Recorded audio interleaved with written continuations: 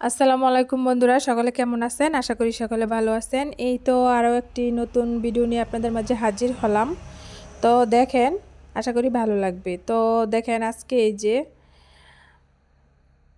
যে দেখেন এগুলা ধান চাষ করা হবে, সেজন্য প্রস্তুতি নেওয়া হচ্ছে। তো এই যে দেখেন এগুলা অনেকগুলা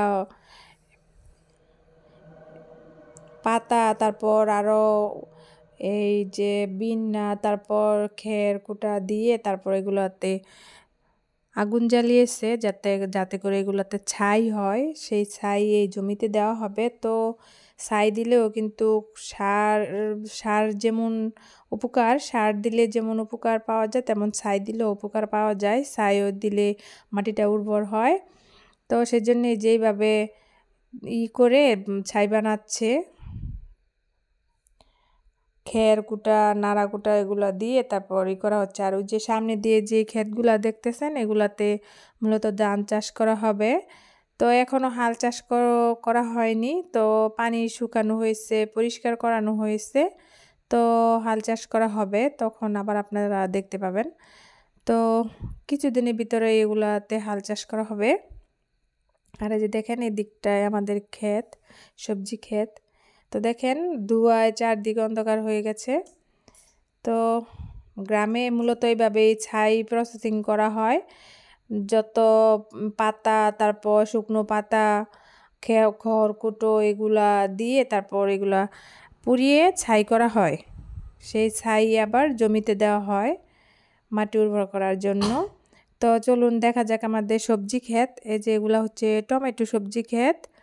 আর এই পাশটায় আছে যে ফুলকপি, তারপর শালগম, আর যে দিকটায় আছে এগুলা খিরাই বিট। তো খিরাই চারাগুলা বেশি একটা ভালো হচ্ছে না। এই যেগুলা কেন জানি বড় হচ্ছে না, মনে হয় সম্ভবত শীতের কারণে এরকম হচ্ছে। আর যে দেখেন এই দিকটায় হচ্ছে টমেটো চারা। তো দেখেন বন্ধুরা, টমেটো চারায় ফুল ধরে গেছে। তো কিছুদিনের ভিতর ওই টমেটো নামবে, ধরবে আর কি। তো দেখেন এই যে ফুল করছে, ফুল ধরেছে।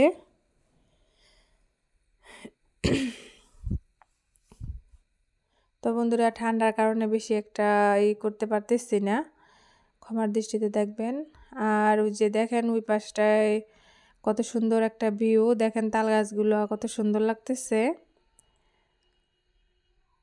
তো দেখেন এই যে আমাদের বাড়ির বাচ্চারা বড়ই গাছ থেকে পেড়ে এনে তারপর বড়ই মাখা খাচ্ছে, বড়ই ভর্তা যেটাকে বলা হয়। তো দেখেন দুইটা শিলপাটার মধ্যে এগুলা করা হচ্ছে। তো বাচ্চারা 5-6 জনে মিলে এগুলা করা হচ্ছে। আর এই যে দেখেন সাথে কি আছে, ধনিয়া পাতা, তারপর হচ্ছে ম্যাগি মশলা, আর এদিকটায় আছে এই যে আরও 2 প্যাকেট, তারপর এদিকটায় আছে মরিচ, কাঁচা মরিচ, লবণ। তো এগুলো দিয়েই মূলত এই বড়ই ভর্তাটা বানানো হবে।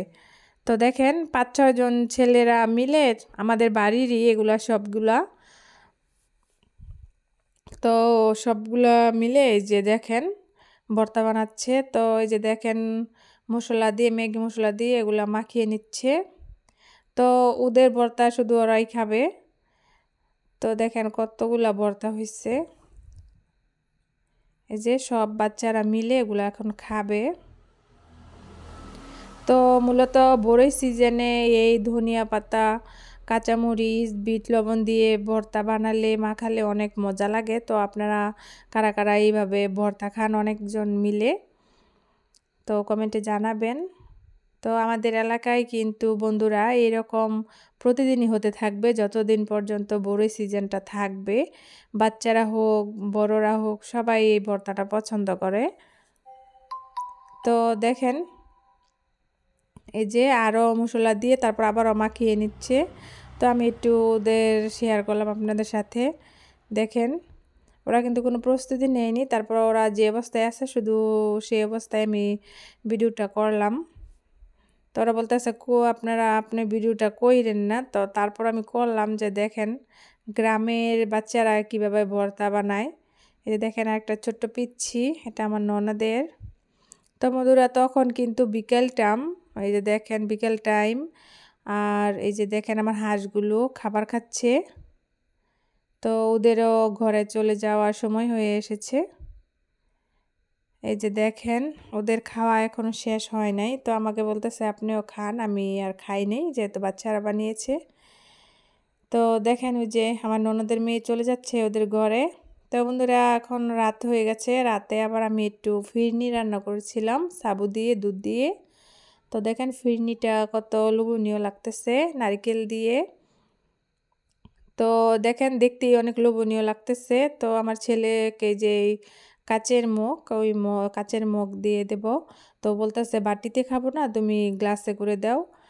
তো শীতিতে বাটিতে করে খেলে নাকি একটু লাগে, তো আমি যে ওকে বেড়ে দিয়েছি।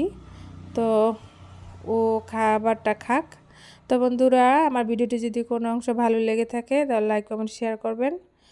আগামী ভিডিওর আমন্ত্রণ জানিয়ে এখানে শেষ করছি। আল্লাহ হাফেজ, আসসালামু আলাইকুম।